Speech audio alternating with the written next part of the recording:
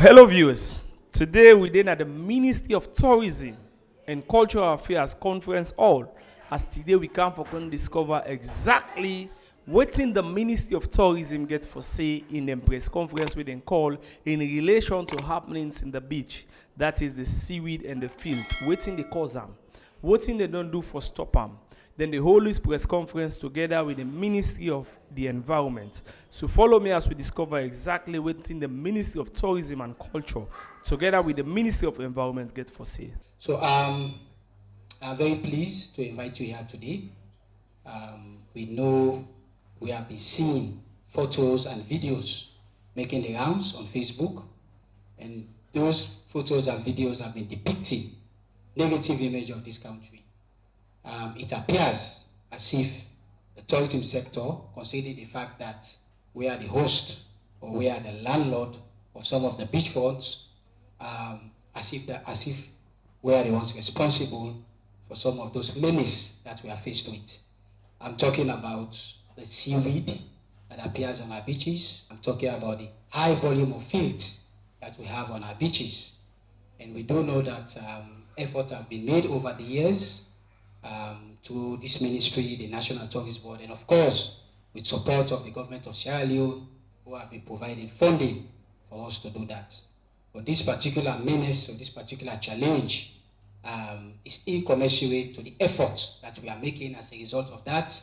Especially in the rainy season, we are overwhelmed with the appearance of high volume of filth and of course seaweed, especially at Lovely Beach, which is at the heart of the city of Freetown. So today we are here to discuss and also to bring to your attention and to sensitize the general public as to why we are where we are today and what are the measures that government is taking to ensure that we ameliorate this challenge that we are faced with. It is not a secret that most of what you see over there when it comes to the trash and the filth that are there are not generated only by beachgoers or by service providers that we have along our beaches. It may appear as if they are the ones generating the waste, but that is not the case. Yes, partially, to a very, very small extent, but to the larger extent, it's a problem which is a national problem, and us, the tourism sector, have been one of the biggest victims of the actions of most Sierra Leoneans within particularly the Western Area Peninsula. And for the seaweed, we are aware that this is not only a problem that is affecting Sierra Leone, many other countries right up to the Caribbean. And this seaweed is a menace that started in 2011, and on a yearly basis, within specific period, they appear on our beaches, and we do frantic efforts to ensure that we clear them up. In fact, Madam Minister has been very proactive to work with donor partners to acquire a seaweed barber. And the seaweed barber is doing well to clear up the seaweed. By the end of the day, because it's mixed up with the filth, it becomes difficult. So today, we have the Ministry of Environment with us. The director is here. Maybe we may have the Minister of Environment joining us in due course. But for now, at this point in time, since the Ministry of Environment is very pivotal, their ministry and the agency under the Ministry of Environment, National Protected Area, the EP, they are pivotal. So we want them also to help to deliberate, to throw light on this challenge that is affecting the sector, that is igniting or disseminating a very negative image of the tourism industry. At this point in time, I will hand over to my colleague sitting next to me, who is Director Bendu, to throw light on this issue. Thank you very much, Director Jallo. Honorable Minister, colleague Director, Deputy General Manager of the Tourist Board, colleagues from the Ministry of Tourism here, and also members of the Fourth Estate. I want to thank you for honoring the invitation to attend this press briefing. Several things have come up since 2011 when we had the outbreak of the seaweed. Indeed, Director Jallo has mentioned it. The seaweed is not generated from our waters, from our coastal waters in Sierra Leone. When the menace started in 2011, we did several visits upriver, downriver, up onto Bonds Island, together with the Institute of Marine Biology and Oceanography, and there was this rumor that is much of nutrient addition to the coastal waters, and also the offload of fertilizers by our seafarers going to Guinea and coming with fertilizers up to into Freetown, or rather into our regional districts. But after the initial investigation, together with the Institute of Marine Biology and Oceanography and the Oceanographic Center in Senegal, that was a 1-month investigation. And it was abundantly made clear that it's not fertilizer, it's not nutrient addition that is generating this seaweed in our coastal beaches. So this is a fact. Investigations has proved that. And indeed, when we saw the satellite imagery, looked at it, did the assessment, it was confirmed that seaweed is coming way from the Caribbean, particularly during the rainy season. Whatever is happening there in the Caribbean, whether it's nutrification, eutrophication, or nutrient addition, causing the bloom, we really don't know up to this moment. But then as a member state of the West African region, we also had a regional meeting, and then a regional action plan was developed together with our scientists in this country. And so since that time, monitoring has been taking place as to what really are the causes for the bloom, the seaweed blooming, right? And that action plan definitely is with us. And we do believe several components of that action plan are being implemented by several NDAs. One among which we said there should be some industrial cleaning. And we recommended that there are specialized machines. And I just heard Director Jalom mentioning the fact that they have a weed barber, which is doing cleaning of the seaweed as and when it occurs. We also have the Tourism Ministry together with the Tourist Board. They are also taking action to ensure that the seaweed is cleared off our beaches, and we have regular cleaning exercises. I think now, in fact, because of the quantum, it's done on a daily basis. When you do the cleaning in the mornings or in the afternoons, by the time it's night, the seaweed appears again. And I know it is definitely a menace. It is affecting the tourism industry, it is affecting the fisheries industry. And then it's costing huge sums of money for the cleaning and also on those people who have invested. Now, the Environment Protection Agency also has been playing its own part. Several meetings have been called as to what we should do with the seaweed. And the option is there for us to add value to the seaweed. We understand that in the Caribbean, it is used as supplementary food. It is used as supplementary beverages. It is converted into beverages, and it is being used, it is being sold in several restaurants in the Caribbean states. But the idea is the seaweed has abundant salt, and for one to be able to do a proper industrial process to convert the seaweed into beverages and supplements for food, it should not be the one that is coming wild from the sea. It should be cultivated. Once it is cultivated, it is cultured, then it can be used for either food, beverages, or medicinal properties. So that research is ongoing as I speak. The Institute of Marine Biology and Oceanography have been engaged together with the Ministry of Fisheries and Marine Resources and the Environment Protection Agency to see how value can be added so that this seaweed would no longer be a menace, but rather would be value addition, which you can use in our various restaurants and even in our various homes. Talking about the field, The waste, the plastics, yes, we have heard from Director General. But much is not being generated by those entities along our coastal beaches. Some, one thing about the sea, whatever you deposit in the sea, right, comes back to land. But it's that reversal effect.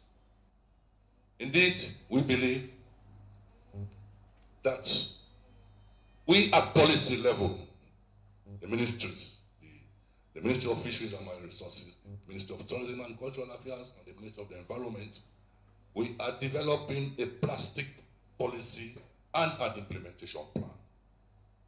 Currently, that program is ongoing for us to come up with a national holistic plastic policy and implementation plan.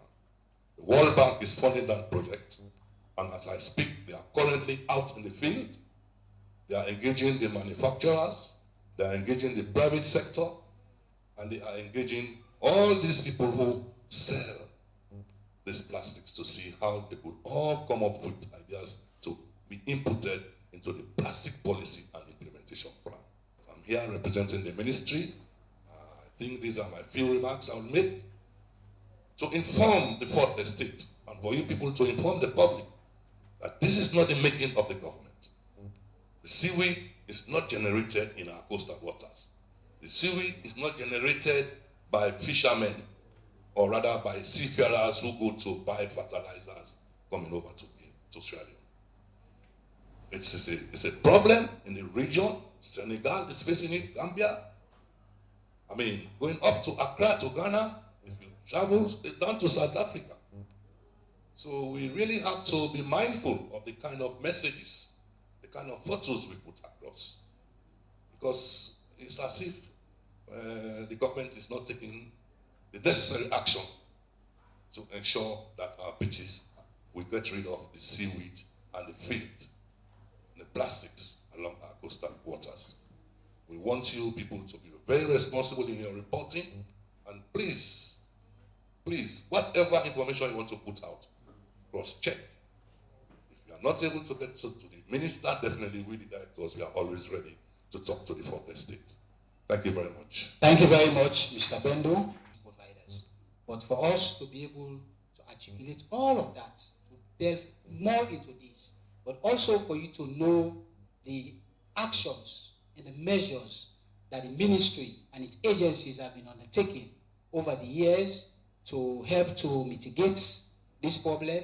I think the minister, who is the head of policy and minister of this particular sector, should be best in place to be able to inform you, to be able to sensitize you, for you to help us to inform the general public. So at this point in time, I will call on our able minister to take the floor, and after that, you have the opportunity to ask questions. Thank you very much. Members of the Fourth Estate, and of course our own bloggers that are attached to the tourism sector. Indeed, it's always an opportunity for me when I see you, so that we can be able to update ourselves, and then also to have deeper understanding, exchange of views, because you are our voices. It is what you put out there that people will read, that people will listen to. So whenever we have challenges of communication or misinformation, miscommunication, it is what's necessary and our duty for us to call you, so that we can be able not only to inform you, but that you will have an additional information in terms of how you can engage the public. Because your role is not only to inform, your role is also to educate, and an added one, and then also to entertain. So this is a very sacred responsibility in our country. We are all very much aware about what is happening globally today. And that is why we have this very big agenda that has to do with climate change. You hear about international actions that are being undertaken. Of course, I am sure you followed on what is happening when we have big conferences at the international and local level that can be able to bring into perspective what is happening as far as global responses when it comes to not only climate change, but the attendant issues. And that is why the collaboration between us and the Ministry of Environment is very deep and really quite strong. Because if you want to talk about ecotourism, beaches, wildlife, how we can be able to ensure that we enjoy the value of our mountains, our rivers, our estuaries, our islands, that can only happen when we have a very good environment. So what happens is that when we have heavy rains, when we have high tides, all of them deposit on the beaches. And we have people in Sierra Leone, some of them, the only time when they will dispose of their waste is when it's raining. They tell you, oh, you know, the rain will take it away. But you have not been able to ask, if the rain takes it away, where is it going to end? So for most of our people, what they do is that when it's raining, they have to put all their waste and their garbages in the waterways. And at the end, when you have high tide and when you have heavy pressure of rains moving them into the sea, it ends up on the beaches. That is precisely the situation. So what this means is that if you have high deposit of waste on the beaches, in addition to the seaweed, what are you going to expect? You're going to expect a beach that is filthy, a place that is stinky, and then also you are going to have a very unpleasant environment. So in terms of dealing with the effects of the deposition of those on the beaches, or maybe on the islands, it is good for us to look at the sources as to where these problems are coming from. Because we can employ people, we can bring the seaweed barber, but if the process of depositing the waste does not change, it's unending. And there is no way you are going to have that amount of human energy and capacity to be cleaning every 2 hours. Every hour you remove one set, another set comes in. You remove one set, another one comes in. It's very, very burdensome. And there is no way, whether it's a government, an NGO, a civil society, you are going to marshal that level of human capacity and resources to be doing it hourly. That is just the reality of the thing. So what we are trying to say to the public is that we are asking of them to be responsible in terms of waste disposal, for them to be able to support the process in terms of how we deal with waste management. Because at the end of the day, if all those communities around Freetown, within Freetown, let's say over 60% of them do not have proper waste disposal process, and then all of them end up in the sea thinking that the sea will take it away, but it ends up on all the beaches, there is a disaster for us. So there is a potential problem. So one way in which we can be able to address that is to talk to people like this through the media so that they become very much aware that the way in which you are depositing your waste, you are not actually depositing the waste. You are not actually disposing the waste. You are actually depositing the waste on the beaches and the islands. And so when we have these kinds of problems, people need to be aware that what is being deposited there is not being deposited by people who necessarily go to the beaches. If there are people who necessarily go to the beaches or to the islands for entertainment or for tourism, the waste that can be generated are waste which maybe some of those institutions can even be able to manage, and through our own cleaning activities we can be able to do it. But when we have this huge dump of waste during the rainy season that stays on those beaches, and it comes every hour, it becomes big problematic. It becomes difficult for us to manage. So one of the things I want to say is that we have to collectively, as a nation, we have to take responsibility for this. In as much as government and then maybe some NGOs like Propel are doing quite a lot of work around this. But it's also good for us to be able to have that level of information and education that that depositing things on the waterways, in the gutters, ends up on the beaches. And if it ends up on the beaches, if you want to go along Lumley Beach or Toke, you are going to get the impact, because the smell, the filth is also going to affect you. And not only going to affect you, it's also going to affect the image of Sierra Leone. What do they know Sierra Leone for? One of the things which they know Sierra Leone for are beautiful beaches. So if we have this crisis during the rains, and then instead of us all collectively coming together to see how we can be able to address it, but we take the other side of the road by publicizing all of these images across the world, by people, in fact, trying to do write-ups around this as if the problem is a problem which we have not been able to handle. But you can be able to change that story around by letting people to understand. But from the things which I have been reading, there are a number of people, I confess, that do understand some of these problems. But on the general note, we have to make sure that people understand that that is the issue. We know we have challenges to have waste management or what have you, but we can be able to mitigate that by what we do.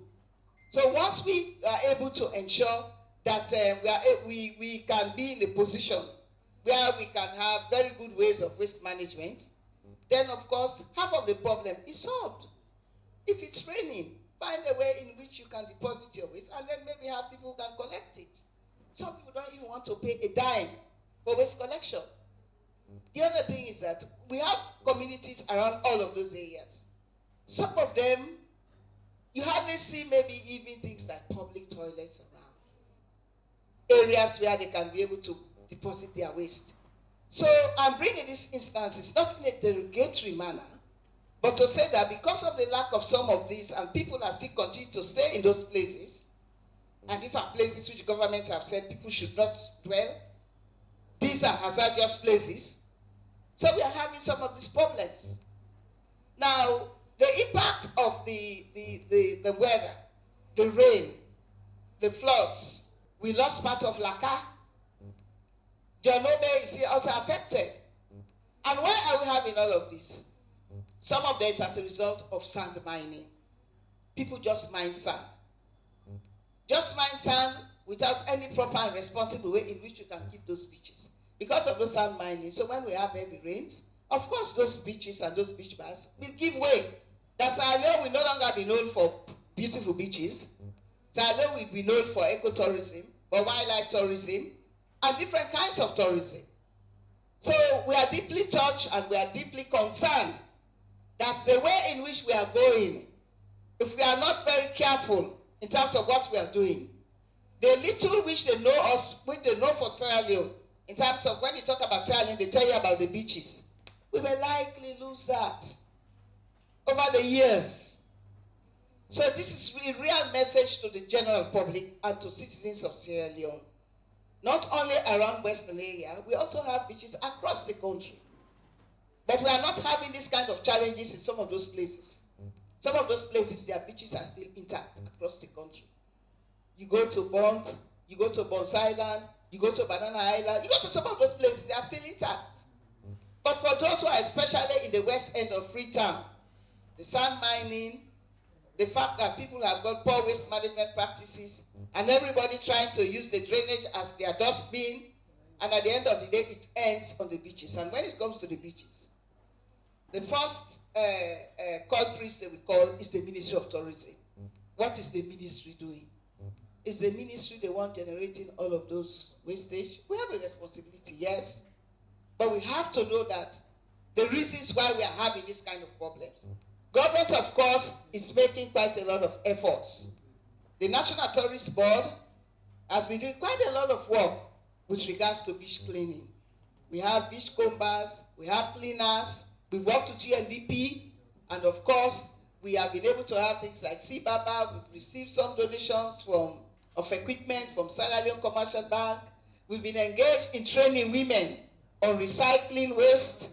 In some of those communities, the men have been trained in different ways in which they can be able to do additional methods of recycling and waste management. All those trainings are going on.